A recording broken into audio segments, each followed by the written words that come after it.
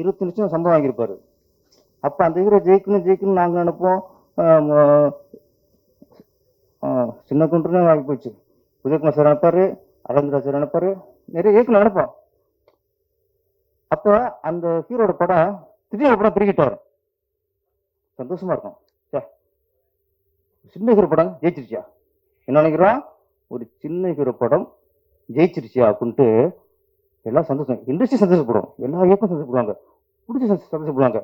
அது ஜெயிச்சதுக்கு அப்புறம் 20 லட்சம் வாங்கினா அந்த ஹீரோட்ட திருப்பி போனா 3 கோடி கொடு. ஒரு படம் ஜெயிச்சு எல்லாம் சந்தோஷப்படும் இல்லையா?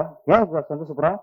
ஒரு 20 லட்சம் வாங்கின ஒரு ஹீரோ படம் ஜெயிச்சா அடுத்த ஒரு 50 லட்சம் வாங்குவாப்புல, ஒரு கோடி வாங்குவாப்புல.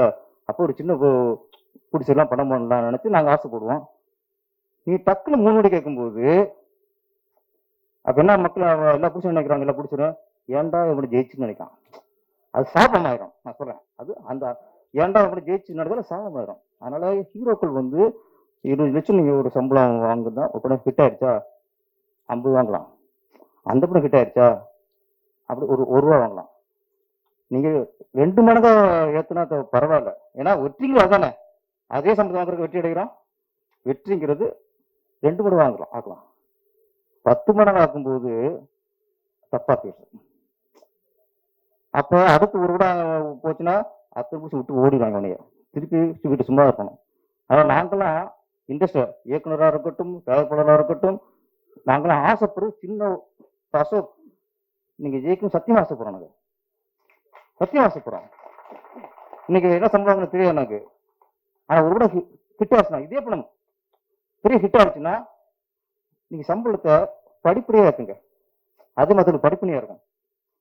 தப்பு நான் 20 பேச வந்து அடுத்து நீங்க 3 கோடி 4 கோடி கேட்கும்போது திருப்பி சின்ன பிடிச்சி வருவான். அதுதான். ஆனா நீங்க ஜெயிக்கணும், படிப்படியா உங்க சம்பளம் உயரணும். நீங்களும் 100 கோடி சம்பளம் வாங்குறதுக்கு படிப்படியா உயரணும்.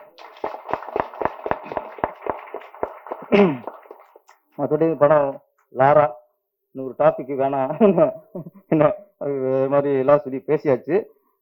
ஒன்னே சரி ரசிகர்களுக்கு சொல்லிக்கிறேன், ஒரு படம் சின்ன படமோ பெரிய படமோ பெரிய ஸ்டார் படமோ ரிலீஸ் ஆகட்டும். இப்போ பெரிய நடிகர்களோட படங்கள் வரும்போது அவங்க ரசிகர் இருப்பாங்க. அவங்க ரசிகர் ஃபர்ஸ்ட் நாள் ஃபர்ஸ்ட் ஷோ பார்க்கணும் ஆர்வத்தில் போவாங்க. முதல் நாள் பார்த்தா தான் அவங்களுக்கு அந்த பார்த்து திருப்தி இருக்கும். அது அது அது ஒரு மோகம் சொல்லலாம், அது இது சொல்லலாம்.